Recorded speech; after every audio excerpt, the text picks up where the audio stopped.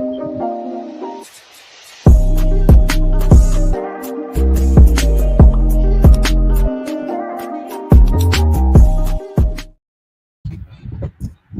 people, what's going on? What's going on? Welcome back to the channel. As always, people, make sure that you lot are smashing up the likes. Make sure that you're leaving your comments in here in the chat, people. Make sure that you're smashing up the likes as you're coming in as well, man. We already have 77 people in the house. So Vic, we got rants for the raid as well. Apologies, people. My laptop started to fucking play up again. I was waiting for the rest of the mandem to come as well. Obviously, listen, people have work, man. You know, sometimes we go live when we say we go live. Sometimes it's a little bit. You know what I mean? You got to wait a little bit, but be patient. We're here. You know what I'm saying? What's the man them saying, first of all, man? It's fucking hot, first of all, man. We saying, ads? Yeah, bro, it's blazing here in the UK, man. I keep saying that this little island is not built for heat, but that said, we enjoy it while we can, at least the good parts of it. So, but yeah, man, I'm in a good mood. I can't lie, I'm in a good mood. 100%, man. AJ, how about you, bro? You good? Bro, it's hot here too, man. You see the players and everybody complaining about the heat in the USA, so it's hot over here, bro. Yeah, bro. Goonie sent like the weather in New York the other day. Was it like 35 degrees or something mad like that, bro? Yeah, it was like 90 something. That's a lot, you know. Damn, man. Yeah. You know, and the thing is, the way the houses are built in London, because it's usually cold, like in the UK, it's to insulate, it's to keep the heat in. Yeah. So just imagine that right now I'm in my little box room, yeah, and I'm fucking bro. It's a sauna, bro. Sauna. Yeah. It's honestly a sauna, bro. You know what I mean? But listen, we've got a lot to talk about, man, because there's some news that have come out from even Kieran Gill. He's saying Chelsea haven't ruled out a move for Kudus. So we'll speak about Kudus links. We'll speak about, you know, Gittens, Pedro. I don't think we really spoke about that much last week. And what I want to speak about was the mentality of this team as well, man, because honestly, I feel like right now there's been a mentality shift in this team. And me and Ads were speaking about it the other day, because Ads is still quite skeptical when it comes to playing against the bigger sides, and I understand why, because we've failed many tests against the bigger teams. But at the same time, I feel like that's now given us the experience next time when we play them to get over the line against these guys. And, you know, they understand Maresca's system a lot more. We've got players that are now going into their third and fourth year in the Prem as well. So we'll speak about that. But we'll start off with the game the other day against Benfica, because, man, that has to be one of the best games I've seen in the Clear Lake era, bruv. You know what I mean? From being cooled off with the weather, the way that we were playing, bro, the fact that he started a three-man midfield and played Palmer. He started Palmer on like the left-hand side, but he was playing more in the pockets.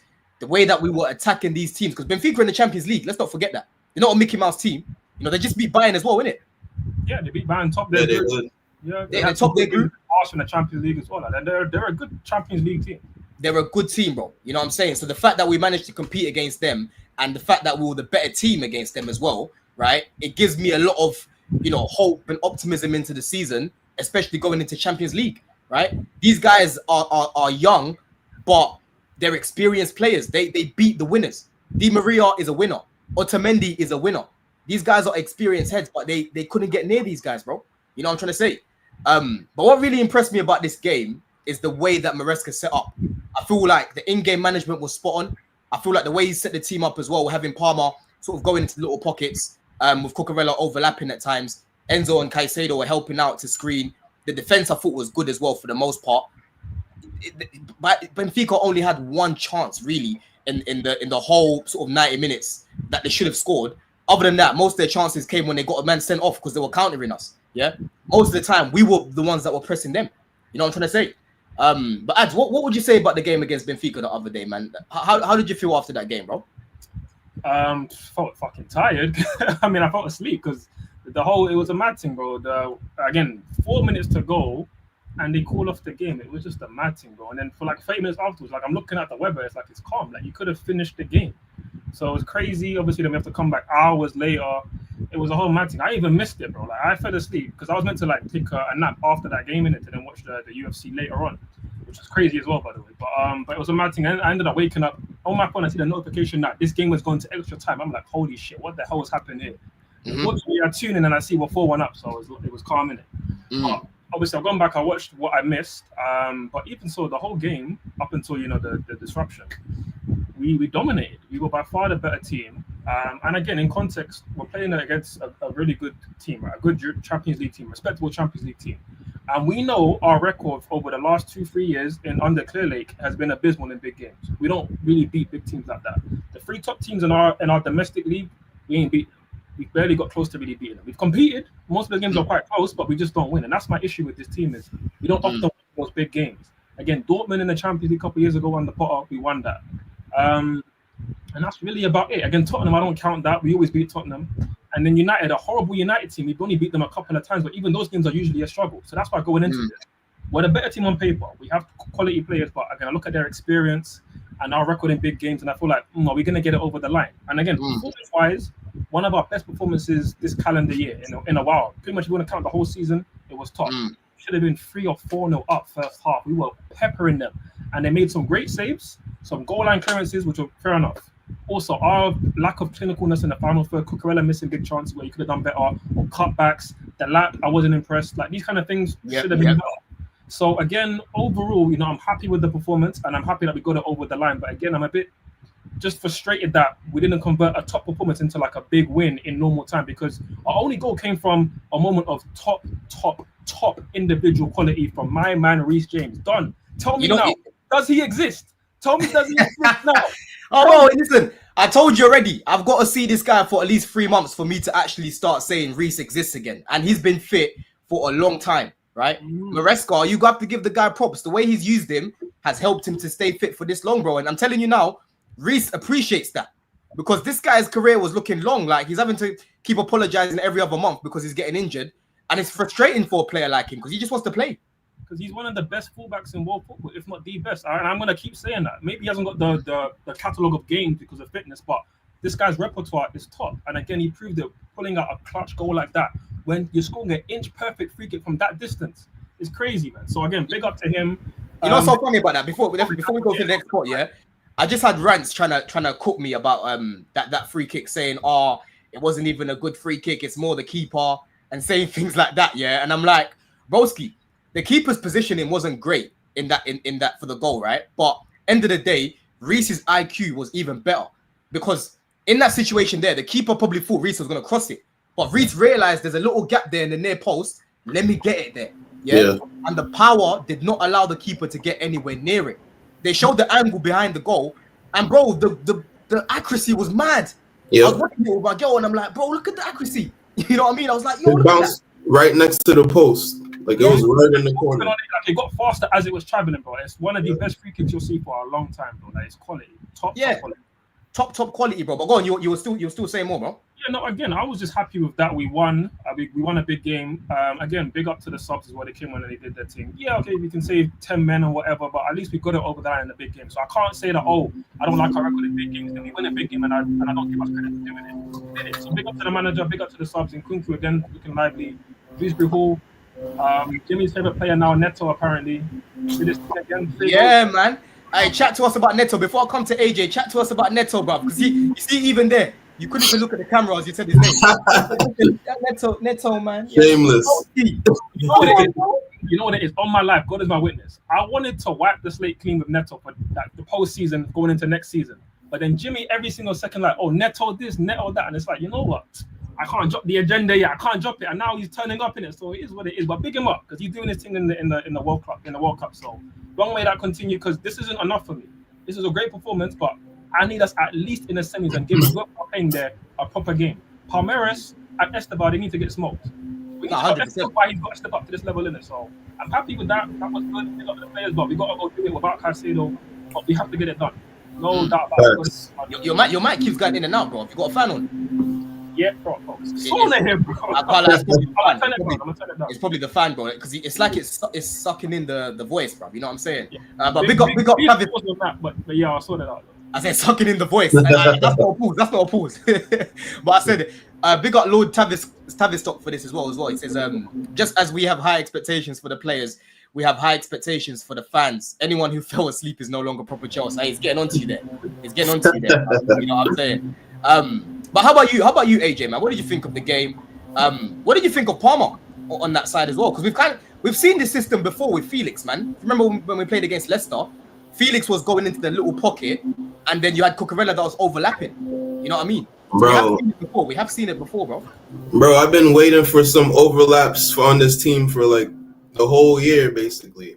And then I also been waiting for Palmer to be used in a little bit of a different way, because I think him being in the 10 was a little stale. It got a little stale for a bit. Sometimes you got to switch it up. Sometimes you got to give him something different to do and show the opposition something different. So I think I'm happy Maresca made some changes. And, you know, the first half we played very good, man. I think we should have been up like at least 2 goals at halftime. We had so many chances, so many half chances at halftime. So I was disappointed that we didn't even score in the first half. And it ended up, Reese James had to end up, you know, giving us a moment of magic to even take the lead. So I'm happy about the performance for the most part. I just still think we need to be a little bit more clinical, and hopefully that comes with time. I see people, you know, not too happy with the Lap's performance. I think the Lap had an okay performance. He lost the ball a lot, but I think that's gonna.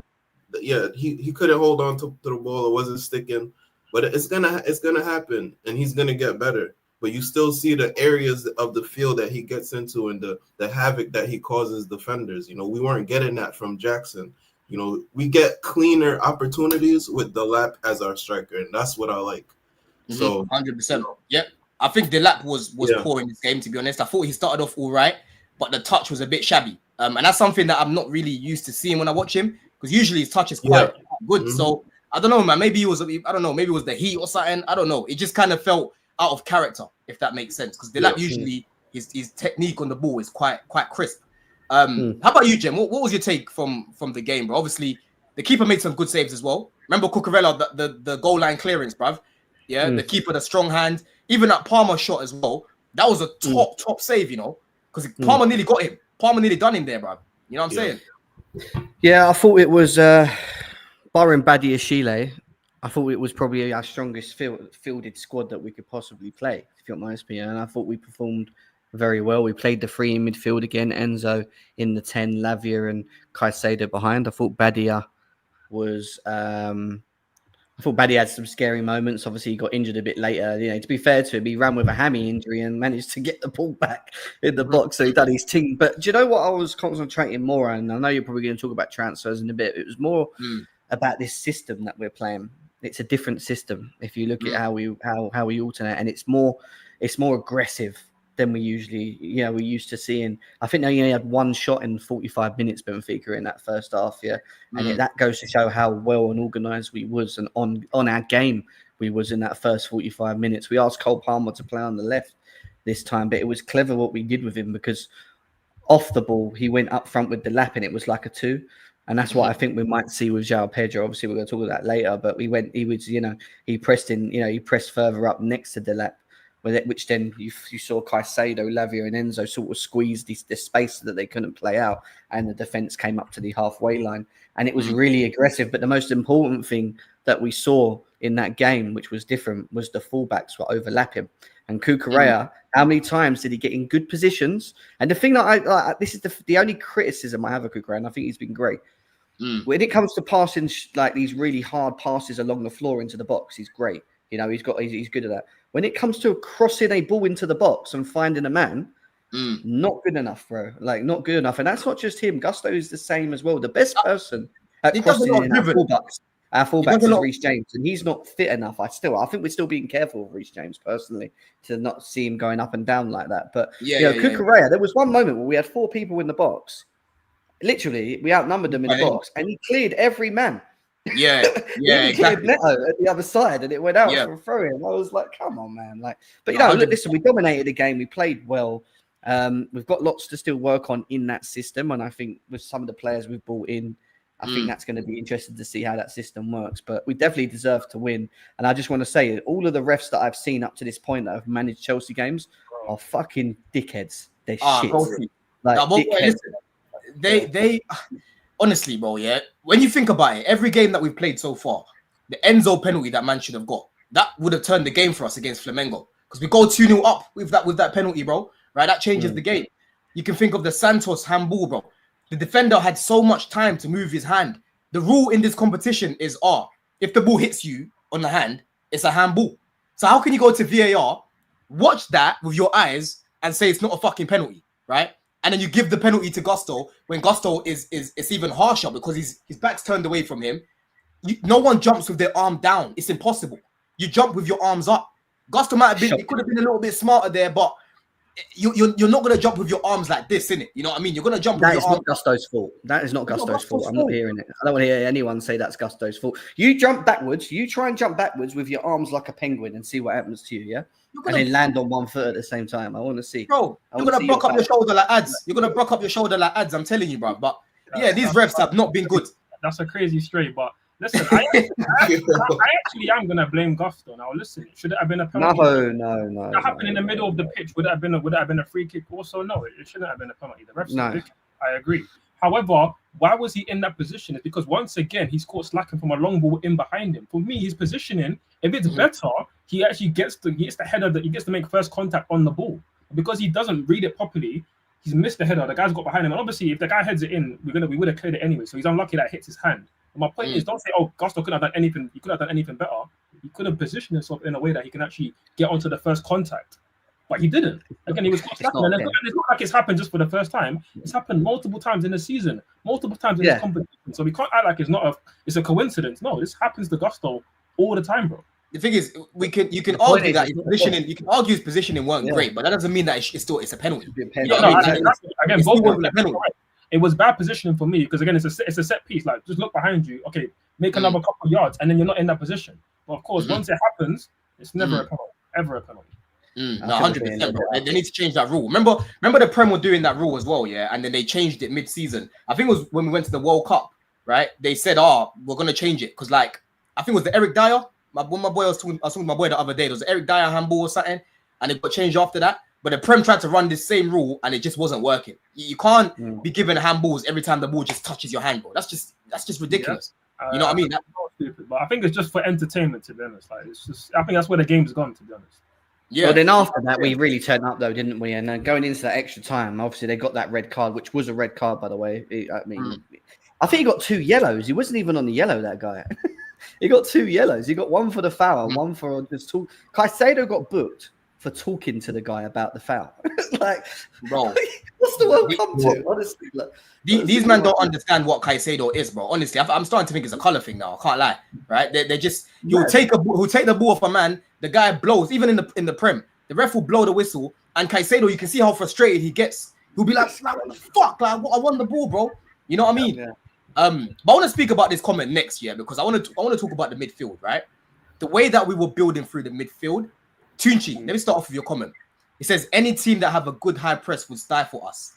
Do you agree with that point, AJ, from what you were seeing from the midfield, bro?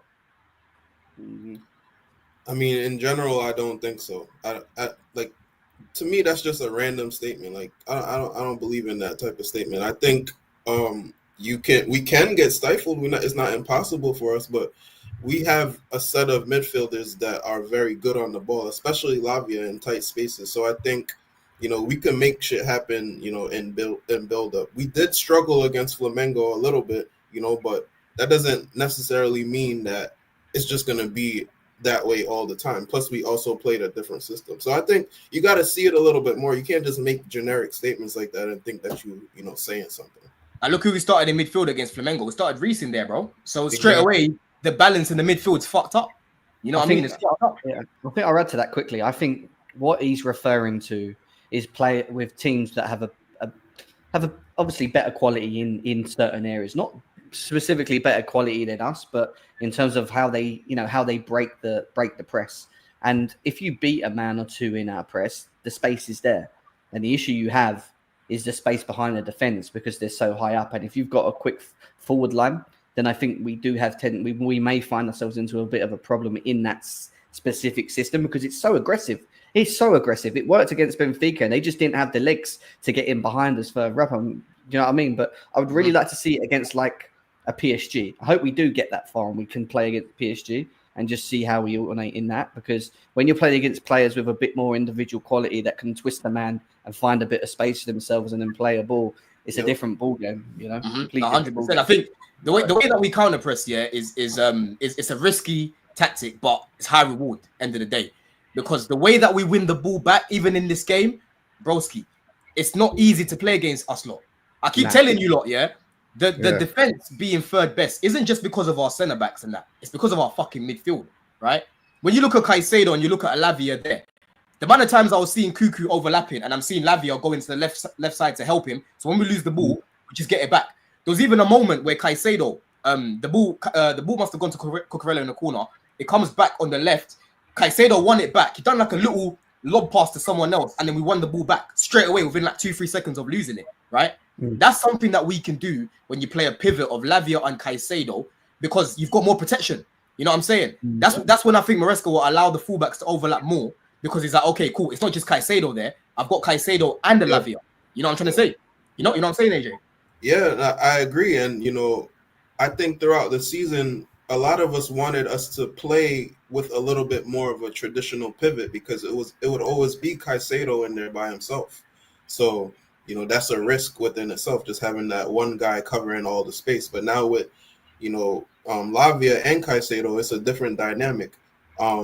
Next game, I don't know how we're going to do it, because Caicedo will be out, so that's. They could play Asugo there and stick to the same system. That would be quite brave, in my opinion, if you're going to play Asugo or Santos next to Lavia. I don't think they will. Yeah. I think they'll go back to like Enzo deeper and Palmer in the middle and then play with wingers, I think. But you never know. See Asugo is the direct replacement for Caicedo, so it could be a opportunity for him, but it's also a big game. Maresca's a little bit conservative in the way that he chooses the players, so probably Enzo. It'll probably be Enzo, like you said. Listen, we've got to beat Palmeiras, man. I'm seeing that they've got a few injuries in that as well. To like they're starting centre back and whatnot. 3 people are injured. Yeah. Listen, you see right now, you see Esteban, bro. What's that meme? You know that meme, when the guy's on the floor with the what's that film, man? Who is it? Samuel L. Jackson, and he's holding Leonardo DiCaprio on the floor. That's how I feel with Django. Yeah, Django. It's like, sorry, bro, I have to kill you. You know what I mean? I have to sorry, bro. Right. You know what I'm trying to say? But yeah, Esteban, listen, I love this guy, but we have to beat these lot. We have to beat Palmeiras, bro. You know what I'm saying? And that midfield is going to be very interesting, because you just reminded me there, AJ, yeah? Like, who are we going to start in that position? At least we've got Asugo. So we've got Asugo now, who can play there. You've got Santos as well. But Maresca's mentioned that he don't really see Santos as a 6. He sees him more as cover for Enzo. Yeah. So it'll be interesting to see what he does, man. But that's an opportunity for Asugo to impress, because I think the little cameos we've seen him, I think he's been quite good. I'll be real. I think he showed little things where I'm like, okay, I can see why we brought this guy. He gets on the ball, he plays what he sees. The last game that he played, there was even a moment where he let the ball run across his body, right? And then he won a foul from that as well. He's strong off the ball as well. He seems like he's got a good awareness of space around him. You know what I'm trying to say? So that's how I'm kind of looking at things. I'm not really worried, man. If we can't beat Palmeiras without Caicedo, what's the point of having the players that we've got? Word. 100%. I agree with that. 100%. And this is why they need to step up. Like, people say, oh, Santos. But to be quite honest with you, I don't know whether... I think Maresca's right what he said about Santos. I don't think he's actually specifically ready. Sorry, it's this one. It's this meme. Sorry, it's the Wesley Snipes one. Yeah. Let me get it. There's also a tweet on Twitter of Cucurella absolutely crunching someone. And they're like, this is what we need to do to Esteban. Like, he's flat on the floor. Like... Yeah, this one. This is what I was talking about, not the Django one. Hold on, let me bring As back to the stage. Yeah, let me show the people just in case they don't know, bro. You know what I mean? This is gonna be us against Esteban. It's like, bro, I don't want to do this. I don't want to do this to you, bro. You know what I'm saying? What film is this, by the way? New Jack City, I think. I've never seen it. I've never seen it. It's a classic, classic. Tap into it. Yeah. But that's gonna be us, bro. The way when Caicedo's clattering this guy, is gonna be helping him after. I'm sorry, bro. You know what I mean? But we must, man. We must. But what did you think of the back four anyway? For you, man, like who impressed you out of the back four, defensively and just overall, man? I mean, defensively they weren't really tested too tough, but when Badia should make one really bad mistake in the first half, I thought Cole was stepped over with an amazing tackle in the box. Which again, if that goes wrong, everybody's on his case. Levi, Jeans, Reta, you know how it is. So I've got to big him up for that. Obviously, Reese James did his thing, as you know. Cucurella, I do want to touch on this because again, when we had the backup of about Cucurella hasn't been good enough when we were talking about football, right? Like again, why I was onto him is because as a fullback, he lacks a lot of the natural attributes I like in a fullback, like that super great athleticism, pace. And obviously the ability to cross and be like dynamic in the final third, and he lacks that. Now when he goes into the inverted role, he's perfect there. He can even play as like a left centre back, but in terms of being that left kind of winger on the ball in possession, he lacks a lot, and we saw that. Again, everybody was frustrated. It's like, okay, that's the Cucurella that I was seeing, that I was mad about a couple seasons ago. So I didn't really like that, but again, I like the system. I have to big up Maresca for the system because, yeah, as much as I would want Reese James to be there, again, I get it. You have to maybe preserve his legs a bit. You have to play right centre back. I don't like that, but it is what it is, right? But the system is working. The midfield, bro, honestly, having Caicedo and Lavia together, it might be a cheat code. Like it might. I think we might be breaking the sport doing this shit because honestly, they did leading towards the Cucurella 1v1, where again the keeper made a great save. But the way Caicedo received the ball and then Lavia went from like the number 6 and just ran into like a number 10 position and received the ball, it was crazy, bro. So again, I love that play. I love that play when we did it. It was crazy, bro. Again, them two, Enzo ahead of them. It's cooking, bro. And then Palmer in that sort of left half space, receiving the ball on his left foot, being able to drive at times and actually dribble. Again, Dom, we talked about that so many times. Palmer actually taking risks with the ball, driving. Yeah. So that with just a coherent front line that can get us goals, bro, we can do crazy things next season if we can. Yeah. We can do crazy things in this tournament. I agree. In this tournament, that's what I mean. I really want these guys to. I really want these guys to rise, yeah. Because going back to the topic of the conversation, mentality, bro. Yeah. These lot have experienced a lot together, people. Let's just break it down, right? These guys, a lot of these guys, they come in the year that we finished 12th. They were mid-table majority of the season. Towards the end of the season, when Poch decided to finally start inverting Cucurella and give us a little bit more steel in the midfield, we win 5 games in a row. We get top 6, right? We got Europa League football, but it got taken away from us on a technicality, right? Yeah. Palmer came in, absolutely smashed it. A lot of those guys, it was like their first or second year in their Prem. Cool. Last year, we get top 4 in a situation where it's adversity, bro. Look at the teams that we had to face to go and get top 4. We were the least favorite out of all the teams. And that Jackson got sent off as well. Jackson got sent off. We didn't even have this guy for the last few games, and we didn't even need top 5. We didn't even need top 5 because we got top 4. We got in there the usual way that you would to get Champions League football, and then to add to that, a week later they go and win a trophy together. Do you know what I'm saying? So if you go break down the experience that these guys have, again, Cole going into his 4th year in the Prem, Caicedo, going into his 4th year in the Prem. You've got Enzo going into his 3.5 years in the Prem. Palmer's going into his 3rd year in the Prem. There's so many players now where you're looking at it, they have experienced different situations. We can't be babying these guys anymore, looking at them and saying, oh, we need experience. Boski, these guys are getting experience right now, yeah? And then to add to that, you still got the likes of Reese, you still got the likes of Cucurella, who are the older heads who have even more experience. Yeah, Enzo's a World Cup winner. Cucurella is a Euros winner. Yeah, and then you've got who else is it that's won in our team? Those are the main 2. And like I said, they've all won together. So when I'm looking at this competition, Champions League. Yeah, that's what I said. Reese has won the Champions League as well. And then Enzo and then Cucurella. So those are the main. Yeah. 3. That's it. I think Reese was the last one that I was missing. So when you're looking at this team overall, bro, they have to have the mentality that they can win this competition because they've overcome so much adversity together. Do you get it? No, I fully agree, bro. I fully agree. I think the team has clearly they've grown together. You understand? And then Maresca, I think Maresca has.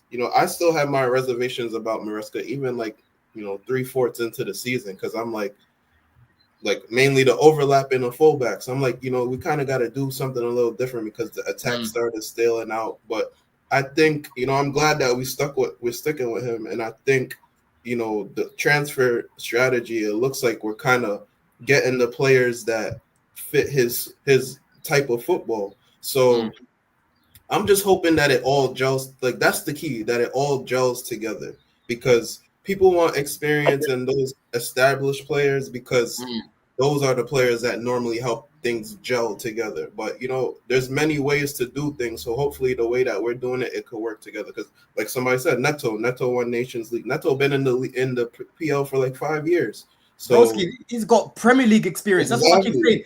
A lot of these guys that people think are young and that, if another team was to buy them, that same fan base will be saying, oh yeah, we're buying Palmer and he's got Premier League experience. Oh yeah, we're buying Enzo and his Premier League experience. Jackson is Premier League experience. Madueke is Premier League experience. These guys, we can't be babying them anymore, bro. You know what I mean? And if you speak to them, they won't want to be babied themselves. Do you get it?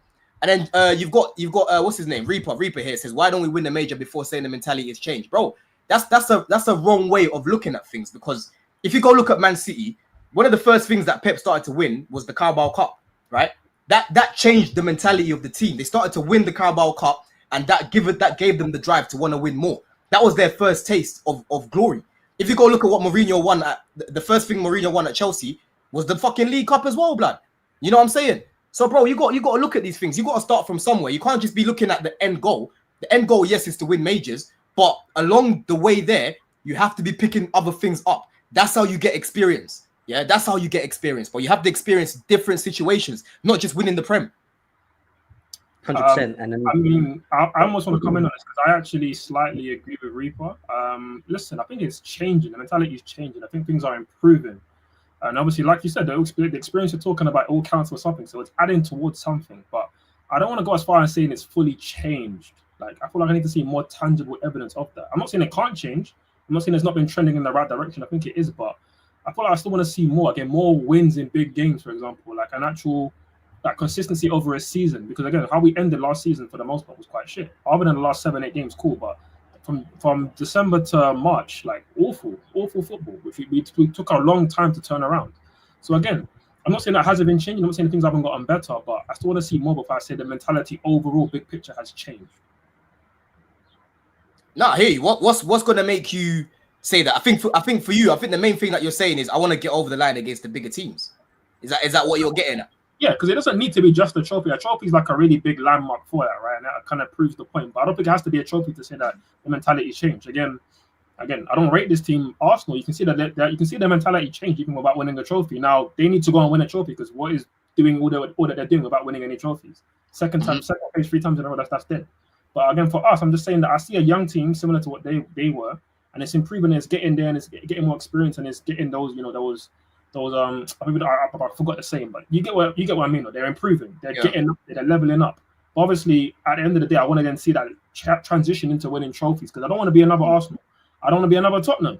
You know, so 100%. And the main thing, I thought we will get there with these players. The manager's given me some good signs for that as well. And again, for me, it just comes down to the attack. But we just need to get some killers in the attack, a proper goalkeeper, maybe a centre back, and we're good. We're good. Mm-hmm. Go on, Jem. You're about to come in. No, but I agree with what you guys are saying. I think the one thing we've seen over these past years is the fact that the board has gone down the route for buying potential. But we're getting to that point now where we look at the squad and we're starting to have a bit of a core. And I think the mentality is showing through the core. Enzo Fernandez this season has stepped up as what I would call a leader in this dressing room, a leader on the pitch, right. You know, getting involved, tossing, who we don't really speak about much. I also look at as being another one who's very vocal, getting involved, you know, showing his leadership qualities as well. Caicedo does it in his own way with how he plays on the pitch, across the pitch. Reese James managing to stay fit and be available. There's a number of players that are now keeping fit, you know, showing form, that are now starting to show us a bit of a core. And this is why now I look at the window that we've got coming up, the summer window, and I just think that for how long we've gone for looking for potential FC and trying to find the next best thing, and I know we've gone and got Gittens and Pedro, I think it's so important now to try and add to what we have, which is experience, because they've been here for a bit, a lot of these players, and they have that. But it's also adding proven in certain areas to be able to take them to that next level. And my issue being is that, you know, we're talking about getting rid of Noni Madueke, for example. Get rid of Noni Madueke, but if you're going to get rid of him to bring in Malik Fofana, for example, just using it as an example, does that really take us to the next level, or does that just put us in a position of guessing that this player coming in could potentially be good in the Premier, or could? Do you know what I mean? It's always could. We're at a position now where these players that we have, ones that need to go, but the core that we have needs support, and that's quality in certain areas, and that's having proven. And that's why, for me, goalkeeper and striker is the two areas where I think we should just be putting our money into it and going, let's go and get someone that's got a bit of experience. I even put Kudus in that bracket. If we do manage to get Kudus, I think he ticks that box as not potential. He's experienced. He's proven at the age of 24. So that's the way that I want us to go, the trajectory. Do you know what I mean? Moving forward.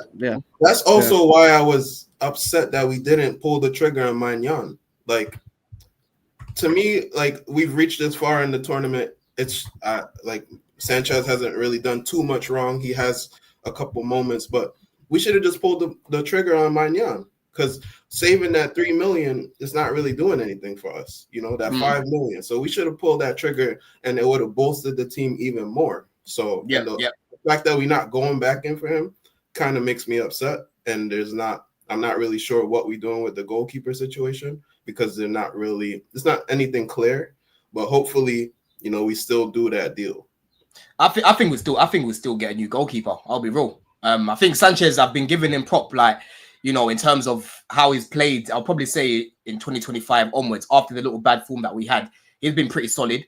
But there's parts of his game that just don't suit what Maresca's trying to do, which is his ball playing ability, right? And just him just being a bozo. You know what I mean? Maresca needs his goalkeepers to be very comfortable in the ball and to be even an extra centre back, bro. Yeah. When I was watching these Leicester games back, that goalkeeper they had in goal was so comfortable in the ball.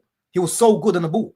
Whereas Sanchez, man, just boots it more time. You know what I'm saying? He boots it, or he'll give a pass to someone that's a bit dodgy. Like, it's shaky when it comes to his distribution. You know what I mean? The shot stopping, no problems with his shot stopping, but it's just on the ball. We could definitely upgrade with a better keeper who suits what Maresca wants to do a lot more. Do you get it?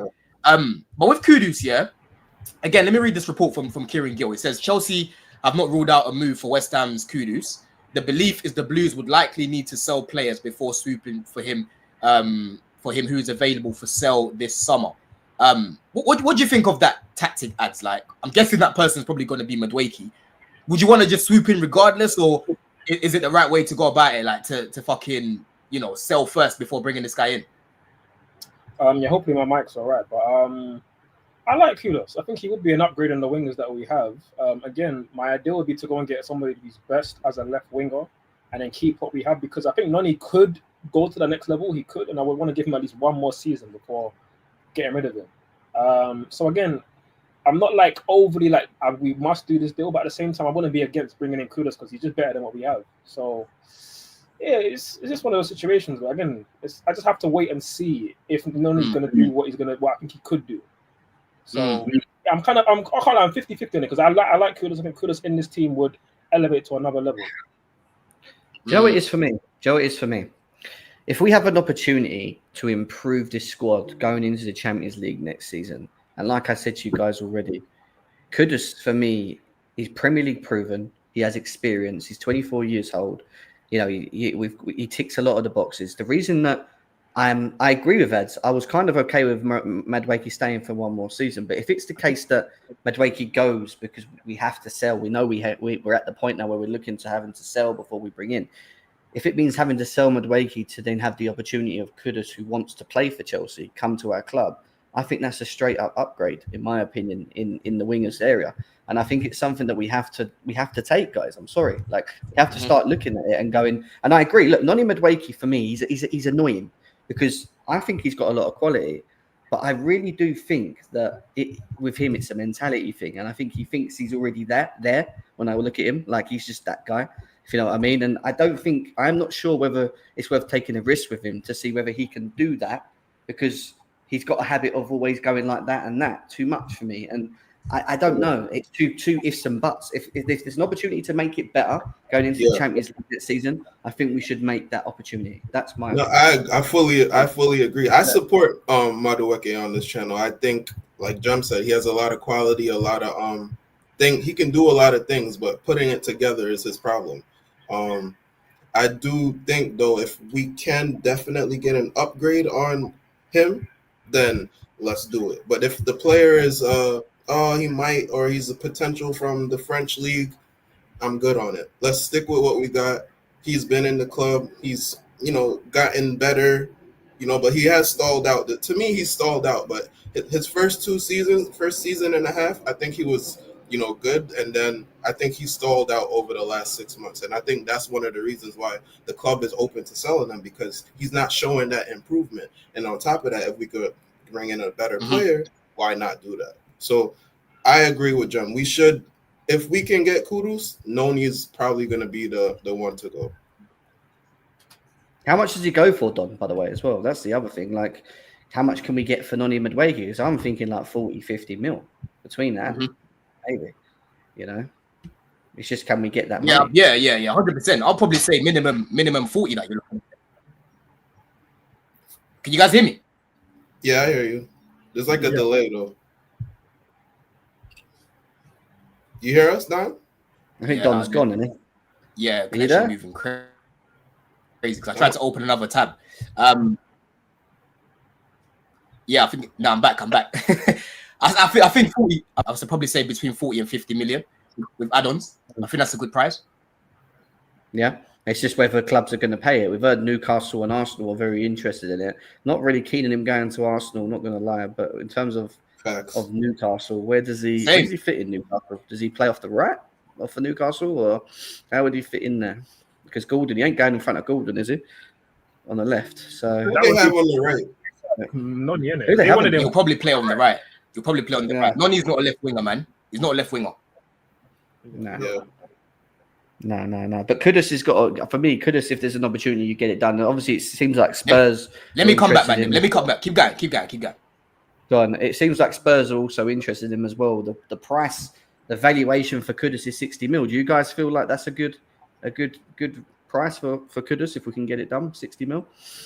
I think 60 mil is, to me, 60 mil is like the max I would always want to pay for a player, you know, especially if you could get, like, that's a deal for a player who's, you know, had impact in the Premier League.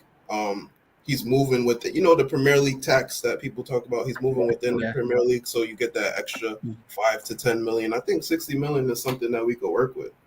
He also had 28. We can't let Spurs get him. Yeah, he also had 28 GNA last season in all competitions. You know that? That's not bad.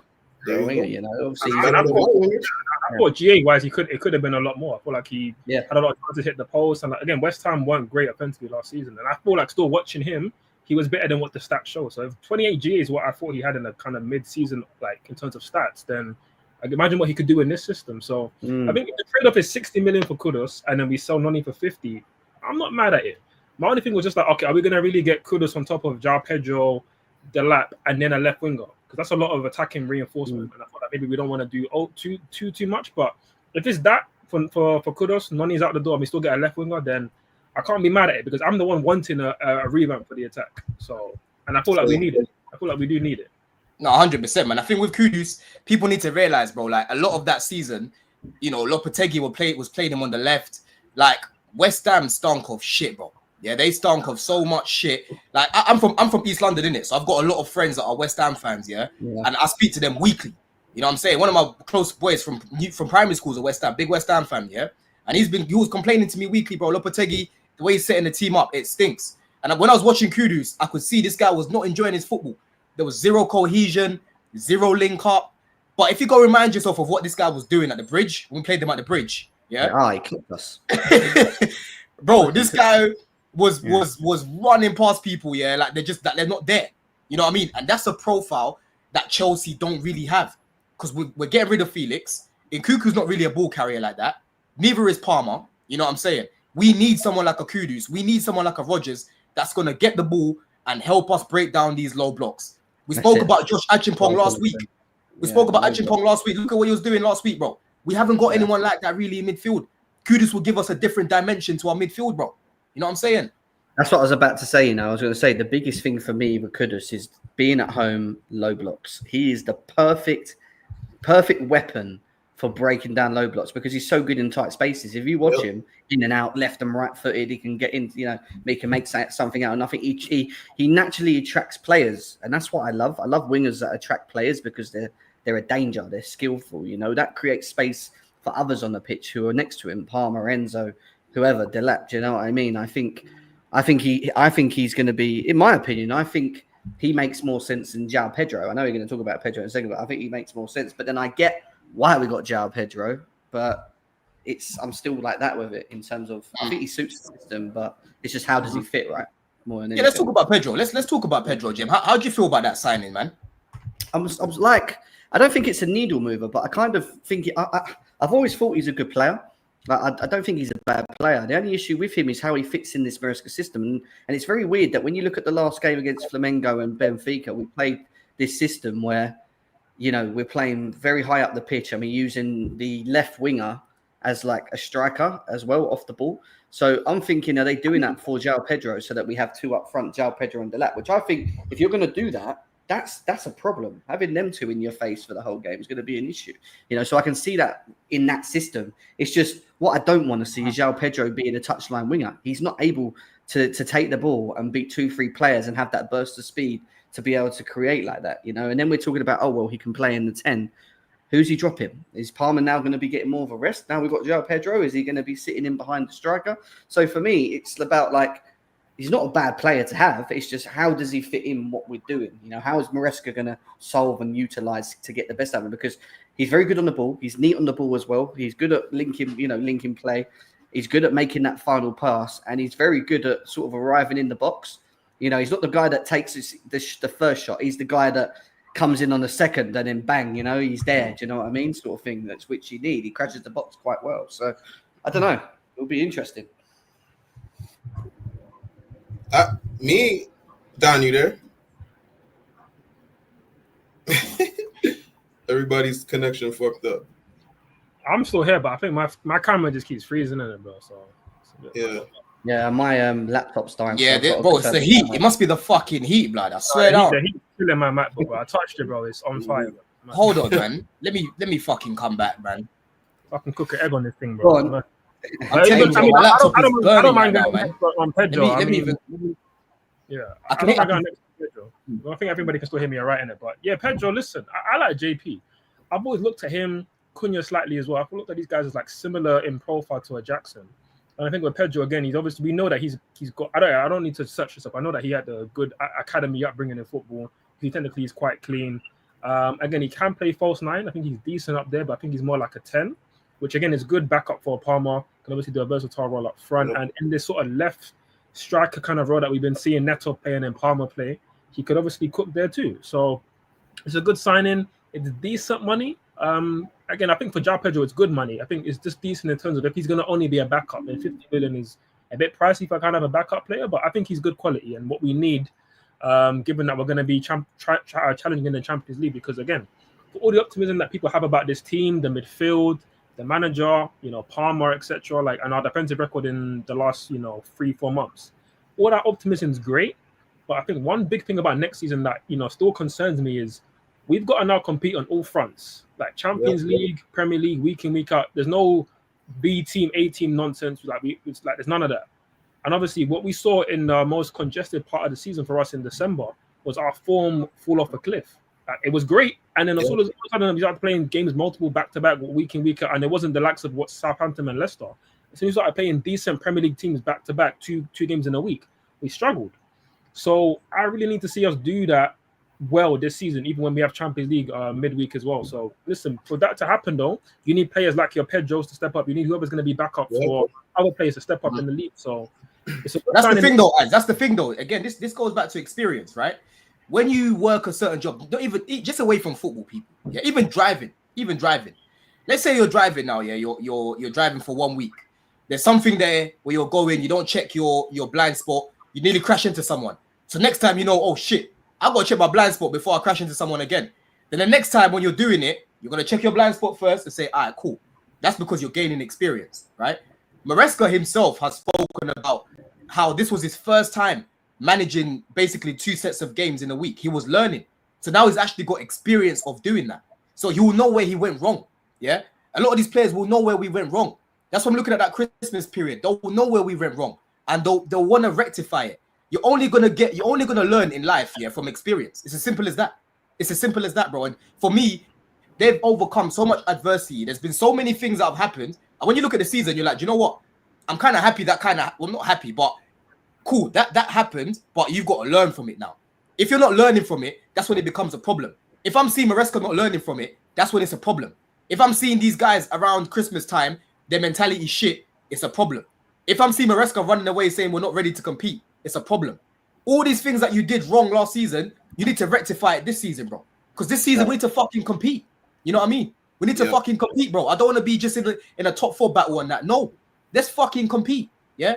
People forgot we were in the title race last year at one point. We fumbled the title race. So let's remember that our team has the potential to be in a title race. we just fell short because maybe the squad wasn't strong enough. Maybe the manager wasn't used to, managing the situation. Unlucky with injuries. There's a lot of little reasons why. So people like João Pedro and Delap and these type of players, Esteval coming in, they strengthen the squad. That's what we need. We need to strengthen the squad, and that strengthens the competition within the squad, because now players got to step up, because if you slack, you're off the field, or you're just not seeing the field in general. So I think Pedro that's a great signing to me. People say, oh, it's expensive for a bench warmer or for somebody who's not going to start. Listen, when you start moving up the table, your subs are going to be more expensive. That's just how it's going to work. You understand? 100%. That's just how it's going to work. Pedro also has that X factor. He could score. He has that mentality, that like dark arts mentality that we don't have in the team. You need some scumbags in the team. You just need that, Yeah, go on. Go ahead. I was going to say, the only other thing as well that's really key with João Pedro, and I spoke to a Brighton fan about this yesterday because he gave me a good insight on the type of player. He said that the big thing with João Pedro, which was very important in his time at Brighton, was that he was very clutch. He scored a lot of clutch goals. He was a big part of the reason why they got as far as they did in the Europa as well. And he also said he scores against big teams. He always turns up in the big games. Like, he tends to have this like attitude to always do well in the bigger sort of, bigger games. Man United, he scored against Arsenal away, if you remember as well. He scored against a number of the bigger teams. So I think having that mentality of someone that comes in that can be kind of clutch as well in these bigger games and give you something different, because I agree with you guys. I think what we don't want to do is get to December and where we fell off a bridge because we lost Jackson, we lost the form, we didn't have anyone to rely on. These things are a problem. Now it's about using this window to make sure that if we do have an injury to A or B, that C and D can come in, but the quality levels are still there, and that leaves us to go in being stronger, because we will lose if Jackson stays at Chelsea. Jackson's gone on, I think it's December the 18th till January the 18th or something like that. So there's a long period of games that Jackson won't be around as well. So it's important. 100%, bro. And what I like about this signing as well, it's very clear that Maresca's had a say in it as well. Yeah, because this guy last season, there was certain man in the team that he weren't using because they weren't his players. Now you ain't got that excuse anymore, big man. Yeah, I better see you using Pedro. I don't want to see Pedro coming on for 1 minute at the end of the game, and the next game you don't see him again, or you start him and then we don't see him again for a second, like what you did with Felix or what you did with Nkunku and these man. Yeah, you better use the squad correctly this time round. That bench better be fucking used, because we're in 4 competitions. We're playing the Club World Cup right now, and I'm glad that he's joining us as well, because then he's gonna at least adapt, and learn how to play with these guys a little bit earlier than expected. So, bro, I'm telling you, next season I'm not gonna be as lenient on Maresca, especially if he's getting his own players. This year I was a little bit, lenient with certain things, but I'm telling you, that bench better be used. I better see you with good in-game management, bro. Because start of the season, we were bigging this guy up. When he sees something's not working, managers change it. You know what I'm saying? But he stopped doing that, and he started to trust his little core. Yeah. This is how you, Maresca, as a manager now, you have to evolve. You have to be able to trust your squad, right? And the sporting directors have to be able to bring in the quality so he trusts the squad. You feel me? No, you're absolutely right, bro. I remember preseason and like the first 2-3 months of the season, we were like, yo, Maresca is like tapped into the team. He knows exactly when to make a change. He knows who to stick with. Then it just fell off the cliff, like Jum said. We don't know what happened. So, maybe he lost trust in the players. But so us upgrading these spots, right now we have no left winger. And right now, Nkunku is our, second, our 10 after Palmer. Nkunku is supposed to be leaving. Mudryk is not going to be on the squad. So Pedro is instantly an upgrade to what we have, which is players that are just not having an impact during the season. And Nkunku scored the other day, but I don't think that's going to change the stance on him. He's probably still going to get sold. So we need these players to come into the team and help strengthen the squad. It's a simple concept. Just quickly, Fabrizio Romano just said that Chelsea have spoken with Mohamed Kudus, his agents. Fabrizio Romano just said nothing advanced. Oh yeah, I saw that. Yet. So that's just come out just now as well. So that was just on a recent video. So listen, that Kudus stuff could be heating up. Yeah.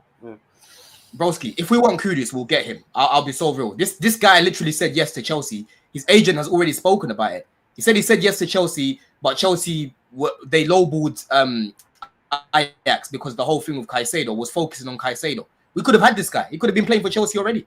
You know what I mean? So that one there, I don't see that being a problem. I don't see him going to Spurs over Chelsea. You're not worried about Spurs, Don? You know what I mean? Arsenal aren't linked right now. Am I worried about Spurs?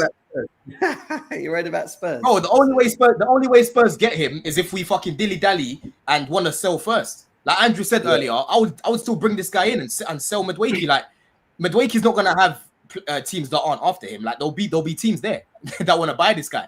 You know what I'm saying? But maybe they're trying to squeeze the most money out of him because if they know that we want to actively sell this guy, they'll be like, "Oh, we'll give you 10 million less." You get me? Like you need to get rid of him, so we'll give you less money. That's probably what it is. That's the game that you're gonna end up playing. But I do think I think we should buy him first. We'll probably lose a little money on whoever we sell. You know, say, Madueke was going for 40, he might go for 35 now, or he's going for 45, he might go for 40 now. But I do think we need to get the player first because we have a lot of sellable assets, bro.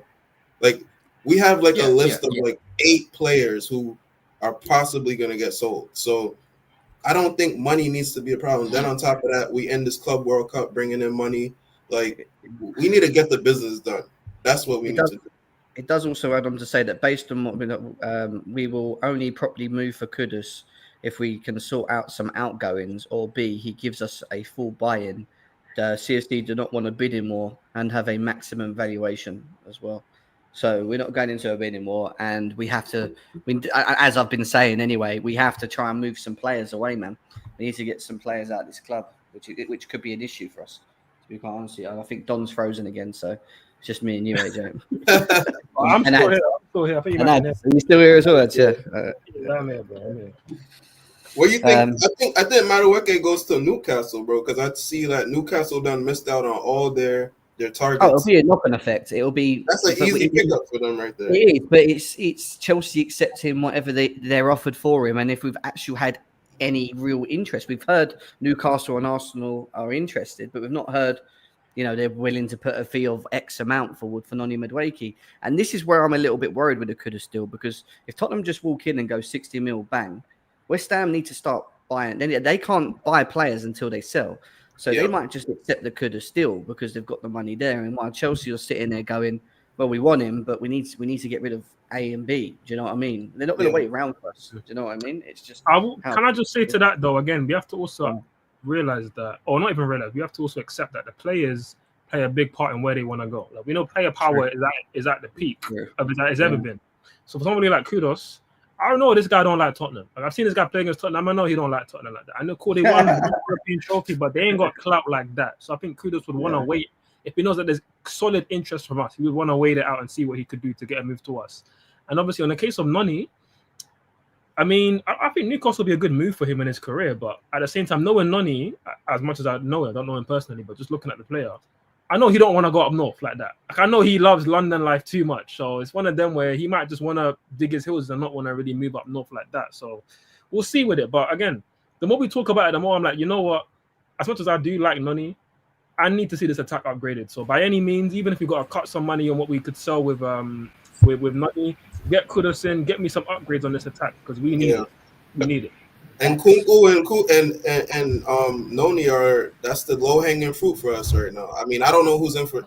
I don't see any links for Nkunku no more. We were seeing like Bayern before and United, but I don't even see that no more. Man's running around again, AJ. He's actually playing well. Yeah. You know what I mean? Because I wouldn't sell Nkunku if he was playing to the level that we know he can play. Bro, he's been cooking. Yeah, do you know what I mean? But he's being played in his own position now. So I still maintain Nkunku to right now is still our second best attacker in terms of just his attributes offensively. He's still our second best at his best, but obviously what he does off the ball and it can be questioned. Obviously, he's quite a niche player because he can only really work as a second striker. He's not really a 10. We know he's not a striker, but he can kind of do a job in either role. But he's really best as a second striker. But for me, we still got to sell him. I like the player, but we still got to sell him and get players who actually fit what the rest of us trying to build here, innit? Yeah, selling him would, bring in a lot of funds that we could use. I think Don froze up again. Oh, Don, mate, give up. Give up, mate. Do you know what I mean? Like, he used like, to get a fan next to his computer or something, man. Look at him. He looks depressed. Look at his face. He looks befuddled. He's like, damn, I tried everything. I'm have to stick up him because the heat here is moving crazy, bro. Like, again, the houses here are not built for this kind of heat. It's mad. Yeah, I've got aircon where I am, guys, so used to the heat over here. You know what I mean? What about Gittens? What about Gittens? Because we've not spoke about him. I've not actually had a conversation with you guys about Gittens. Like, Ads, what are you saying about Gittens? You think are you excited for this signing? Do you think he can bring us something that we haven't seen at the moment at Chelsea? Like, what do you think we'll get from him? I mean, I was literally going to bring it up because that's the other signing that we've made. Obviously, he can't join the Club World Cup team because he's cup tied. But again, if you get it over the line fully, listen, he fits the system more. He's more direct. I was a fan of him when he first broke through in Dortmund. I remember seeing him in some Champions League games. I'm thinking, this guy, he's got something about him as a kid. And obviously, last season he's coming off, is probably his best statistical season. He looks good. He doesn't look £55 million good, if I'm being honest. So that's kind of my one drawback with it. I still wanted more from left wing, but again, I also recognize that the left wing market isn't exceptional right now. It just isn't.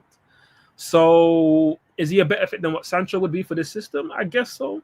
He'd offer more than what Modric could offer if he was fully fit and not on drugs. And it's great that Don's not here to try and combat me on this. But yeah, honestly, it's one of them. So I'm 50-50 on it.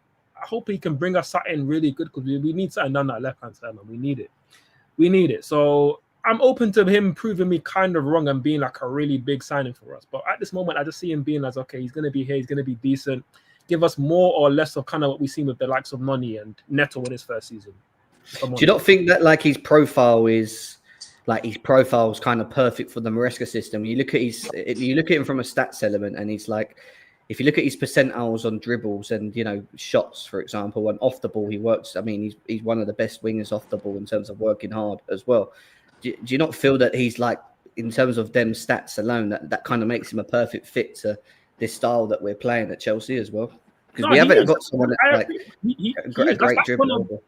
That's one of the USPs with him is that he fits the system. Like, again, he's more close to like a Mabedidi and a Fatawu than Sancho is, or even Neto to a degree. So like he fits in that sense. It's just, again, if I'm in the mind of the manager Maresca, right, and I'm like, okay, I've gone from Fatawu and Mabedidi in the Championship. Now I'm managing a European giant, an institution in Chelsea that has seemingly endless funds compared to some of our rivals. We spend a lot of money. So I'm thinking, if I step up to this level, surely I should be buying like the flipping elite brand version of Mabedidi. And I don't think Gittens is quite. I'm going to stop calling him Gittens in it because now he's our player. I'm going to stop with that one. But I don't know if Gittens is that high level version of those players that I mentioned. But maybe he can be.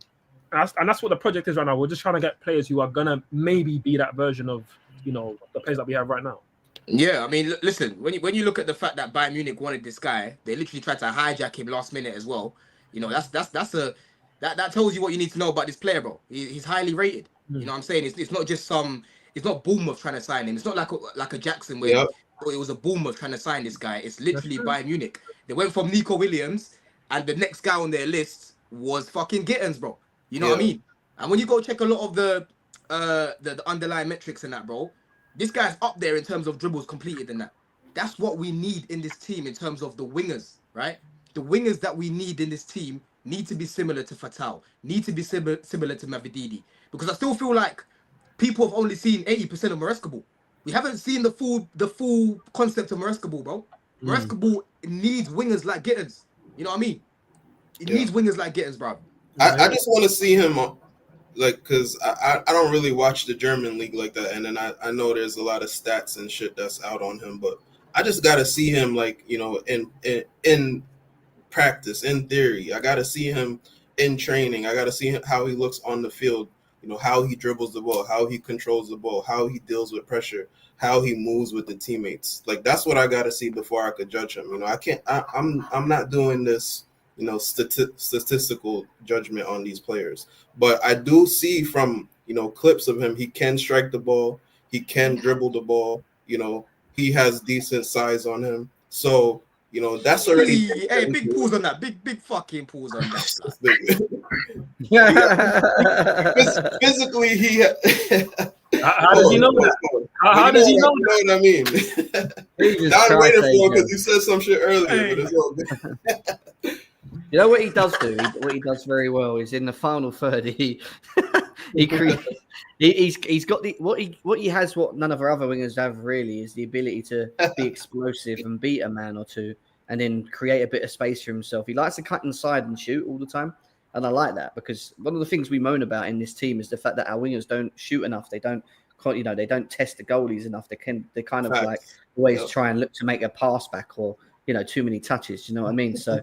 Yeah, I want to see him come in and just be quite explosive, really. Just like when you've got that space and you can do your man and you get past him, just shoot, man. Just take more shots. And he's 2-footed as well. Like he can use both feet, can't he? He's strong on both, so he can cross on left. He can go on his right. He's very comfortable in that way. So it'll be interesting to see. Listen, what you're describing, Jim, if he can do that, it's a great signing for 55 million. Isn't it? It's a great signing. We just need to see it. And again, from what I saw, which is limited data, I didn't really see that.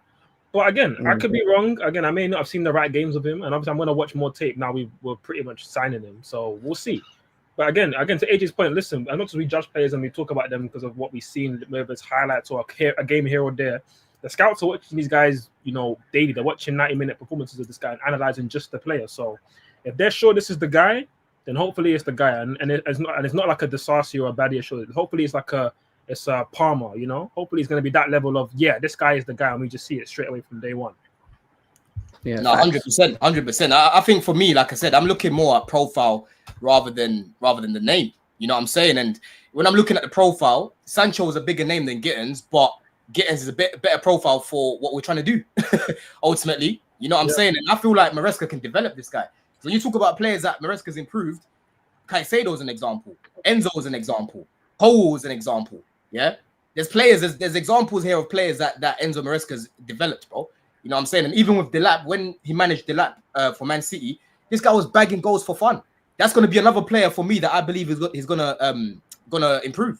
You know what I'm saying? So I'm not mad at the Gittens signing. I think it's a good signing to have with a Pedro. What I was worried about before was bringing in Pedro and not bringing in Gittens, because I don't think Pedro is the left winger that we need to be starting in week out, in all honesty. But if you bring in a Gittens, you bring in a Kudus, and you bring in what's my man's name, Pedro, I'm good with that. I think all of these players add more numbers to the team, and ultimately adding more numbers to the team means that you're winning more games. Because last season, one of our biggest problems was our finishing, bro. You know what I'm saying? So you add more numbers to the team, you win more games for me. That's how I kind of see things, man. Yeah, facts, man. You know what I mean? But yeah, man, listen, we've still got 294 people in the house. Is there anything that you guys want to touch up on before we finish up? Because obviously we finished up on Gittens. Anything else you guys want to touch upon? I mean, I quickly just want to laugh at Flamengo in it, because they were talking mad smoke, and they're already packing their bags on their way home, so they can hold that. Yeah, facts. They home already. They're at the crib. They're already home, man. Bun their minutes, you know what I mean? They're at the crib. Yeah, I just want to see, I'm really interested to see on the outgoings, and I know there's some really easy common names that we expect to get rid of, but I really do think we're up against it this transfer window, because you go through them, guys, there's a lot, and I don't think we're going to be able to move some of these guys because of their wages and some of the fees. I've heard that West Ham they want KDH and Sanchez, for example, but they won't get them because Chelsea have overvalued them.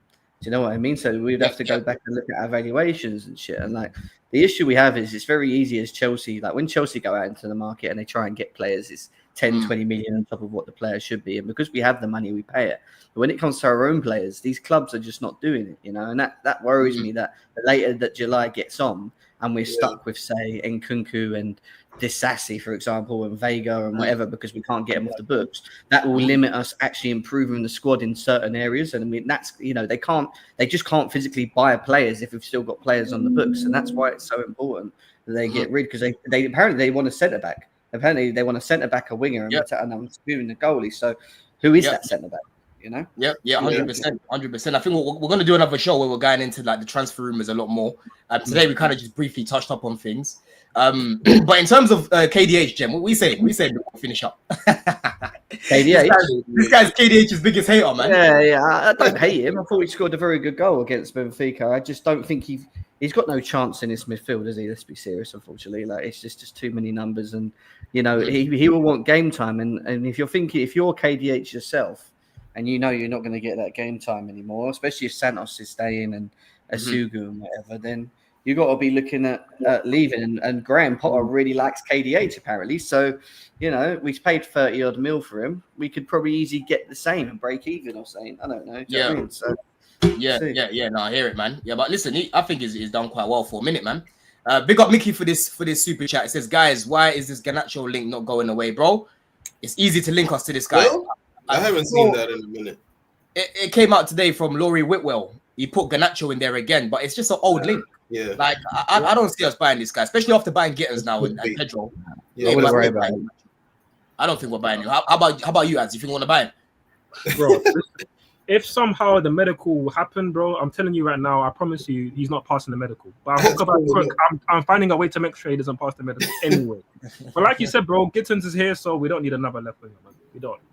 No, I hear it. It worries me if we don't get Kudus, and then they're like, right, we want another winger. Who's left? Oh, Fofana and that would Garnacho, and they go, let's get Garnacho. One more anyway. That annoys me. It's going to be interesting. It's going to be interesting to see what we do with Wesley Fofana as well, because he's just there. He's injured, isn't it? He's still injured right now, man. For me, I think you keep him as like a Dasasi, like kind of. He feels that. I get he's on big wages, and obviously we have to get rid of him next summer. His fitness is still shit. But for me, we get a centre back in. Whether that's going to be Gahey or whoever, cool. We get that centre back. Fofana has to be backup because he hasn't proven he can stay fit. If he can stay fit, then great. He might become a number one again. But yeah, we got to get a centre back in. Wes is still in the picture, but obviously we just can't rely upon the guy. And again, with Wes in, left winger, Pedro, hopefully Delap can do his thing. There's a squad there to go and do something this season, bro. And listen, this season's great. I'm focused on that, but at the same time, bro, I want to reach the final of this competition, bro. Because listen, we can just get to the final, and we have one of game to try and put this trophy in the cabinet and say once again we've won everything. We're the only team to win everything, bro. I do crazy things to have that happen. And you get a patch for winning it as well, innit? Yeah, you get it for 4 years. It's a tournament that comes around every 4 years, but that shit is built in for 4 years. Man. That's why I'm waiting on the new kit, yo. If we get that, yo. Yeah, and just to say, I think we'll probably end up getting Man City in the semi-final. I had a look at it earlier. If they get all the way through, it'll be Man City in the semis, and then PSG or Bayern or Real Madrid in the final. I reckon. It looks a bit. The final will be a serious game, bro. It's a good test to see where we are before Champions League, right? Even if we don't win, just to say, like, it's good to see where we're at, isn't it? Yeah, exactly. And it'll be a good test to see if Maresca's learned his lesson from last time he played City. Because they've still got to fucking play Inter Milan. Inter Milan's there as well, yeah? So it could be them. 1-0. They're losing. They're playing out Fluminense beating them, 1-0. Fluminense beating them. Thiago Silva, yeah? Yeah. Oh, dear. It's only 15 minutes. It's only 15 minutes, man. They should come back. Let me even go see the lineups. Let me see the lineups for Inter Milan. Thiago. No, they ain't scoring. Thiago Silva's in his prime in that defense, mate. He's not going to let anyone score. Either one of them, they're getting turfed out by City in the quarters, in it. So it's going to be City and then either us or Palmeiras, and we need to make sure it's us in it. We just need to make sure we have to win. Caicedo will be back, and then Maresca's got to make sure he puts the right lineup, the right tactics, and we go and try and get City out of there, man. And that's 50 mil, earned from that. If we get to that point, that's 50 mil in the pocket already, We've made back the money for Delap already, plus we're making more now. We're making more, bro. Yeah. You know what I mean? Bigger Assad, but it says, Noni, I'll come to London from Texas. Get rid. Bro, you might get your wish, man. You might get your wish, man. But listen, people, we're going to finish off there.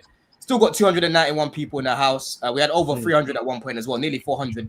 The connections were moving a bit mad today, people, but I don't know what's going on, man. This fucking heat's crazy. You know what I'm saying? But AJ, bro, let them know where they can find you. What you got coming up, my bro? Yes, sir. Big up again.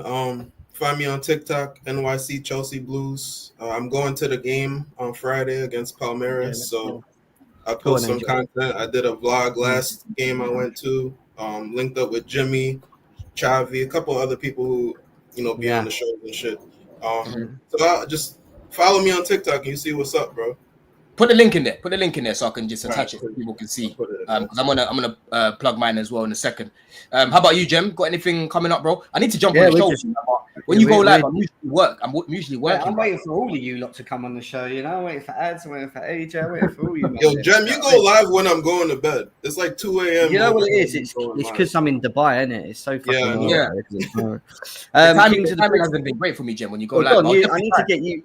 I do need to get you on, Dom. We'll definitely sort something out so we can. Yeah. We'll try, man. We'll do it. Kings of the Bridge, man. We're nearly at 1,000 members already. We're literally around the corner after 2 weeks of going live. We're nearly there. So I've put the link in the chat. So yeah, guys, come and check it out. I'm live most days, morning lives and afternoon live. Well, yeah, late afternoon UK lives.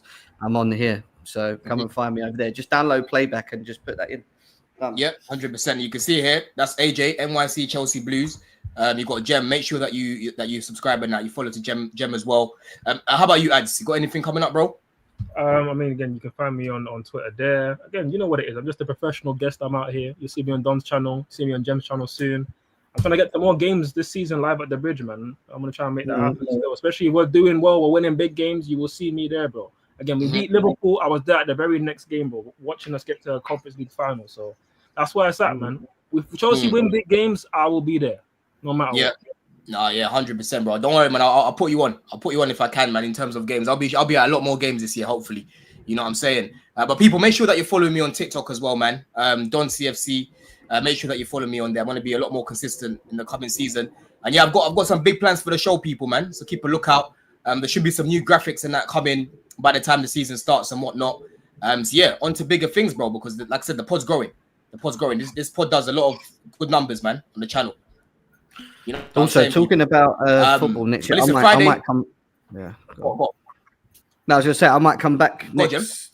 I'm gonna come back next year for a Chelsea game. I think I might be able to get us a box in it. So I'll let you know. And if you want to come, we'll all jump in the box in it and watch the game. That'll be good. Let me know. I'll fly out. I'll let you know. Fly over and we can all just go in the box. Yeah. At one point. I'll let you know. There, bro. I'll let you know. Let me know. Let me know, bro. Yeah, 100%. This guy's making some connections with the Emirati. What do you call him? Emirati and that. Emiratis and that, bro. Making connections with those guys. My business partner is a big Chelsea fan, isn't it? And he's got a box. So I'm gonna go at some point and say, yeah. Tell him you need one of those Chelsea apartments, bro. Yeah. You see, Mandem, you next week, Mandem, yeah. So yeah. Mandem, you see next week, yeah. Everyone in the chat, you see Jimmy. This ain't the first time this brother's fallen asleep. I knew this Malteser fell asleep. I knew it. I knew this Malteser fell asleep, bro. You know what I mean? Yeah. But in a bit, people, man. Bless. Love.